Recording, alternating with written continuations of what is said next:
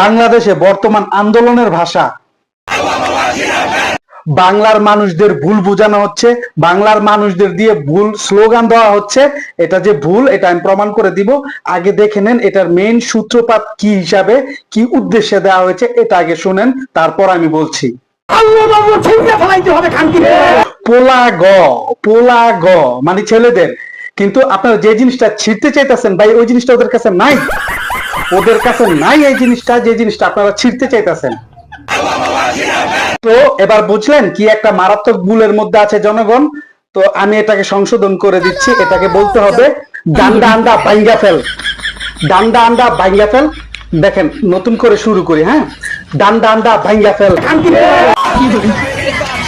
ডান্ডা আন্ডা ভাঙ্গা ফেল, ডান্ডা আন্ডা ভাঙ্গা ফেল।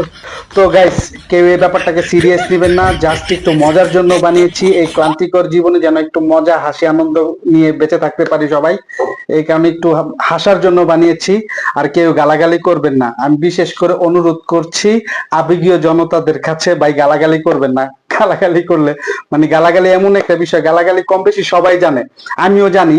আমি এই পরিমাণে গালি জানি, 1 ঘন্টা গালি দিব, এক গালি দ্বিতীয়বার দিতে হবে না, কিন্তু 1 ঘন্টা পর্যন্ত গালিগালাজ করতে পারবো।